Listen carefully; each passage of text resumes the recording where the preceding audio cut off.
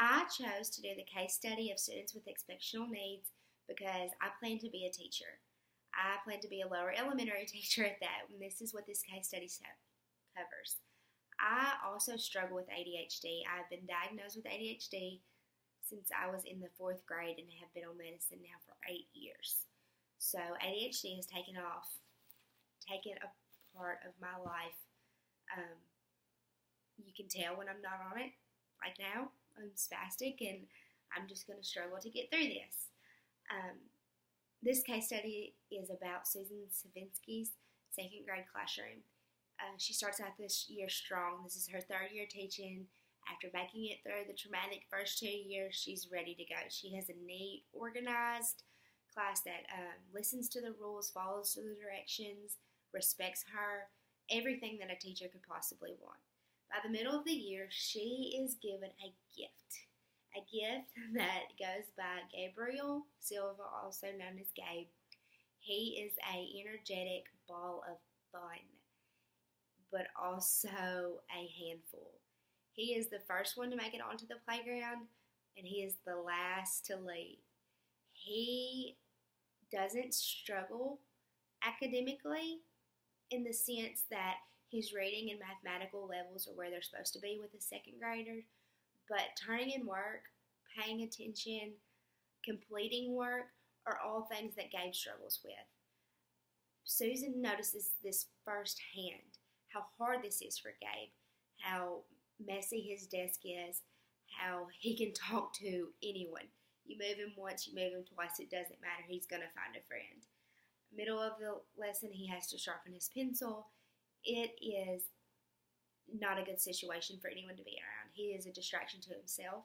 He is a distraction to his friends, along with his teacher. And as a teacher, I can just imagine having myself as a student. And that is a scary thought to have.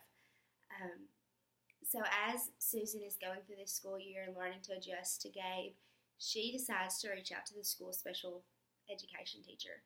And this teacher is waiting on the appropriate time to come and working out the flaws. So she gives Susan, Gabe's normal teacher, a list of things to do with him. The first thing that she suggested to do was let him read a book to her. Let him pick out the book, the whole 9 yards.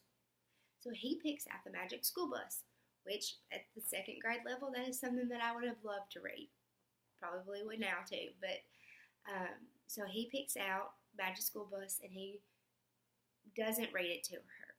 He opens the book, finds an illustration, and makes up his own story to go with it. So then to cover the mathematical journaling and charting of how he acts, she gives him a sheet of 25 multiplication questions for him to answer. Gabe struggles. Gabe looks at it. Gabe thinks about it. Gabe can't do it. Gabe doesn't do it. Then she does flashcards with him, and he excels, one after the other. Not a problem to him at all. It was more of a hands-on activity for him.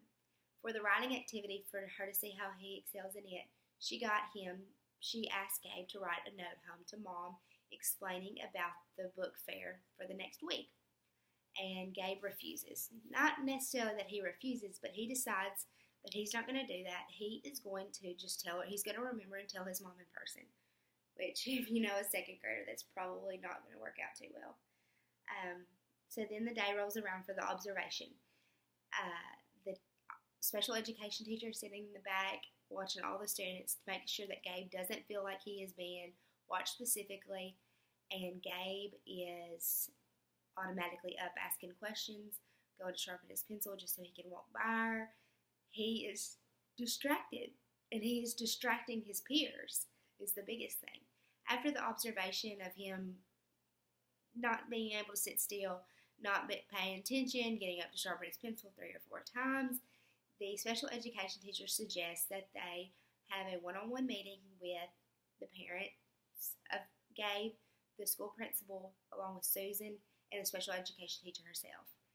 In the meeting, after discussing the observations they've made of Gabe and talking about his home life between when he does homework, where he does homework, they suggest that he should go see a doctor to see about being diagnosed with ADHD.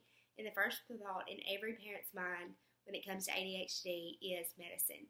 And to think about a second grader in that aspect is something that I would never want to do for my boy, so I can imagine another mother not wanting to do the same. And one thing about Gabe's mom is that she is not as fluent in English as Gabe or even Gabe's father. Gabe's father did more of the talking, but the one thing that Gabe's mother did express was that she was not interested in medicine for her baby, which I can understand completely. The special education teacher did have to tell her that it's more than just medicine. It's that different teaching methods can happen, and they didn't have any intentions on giving medicine to a second grader. That's it. That's the main case study.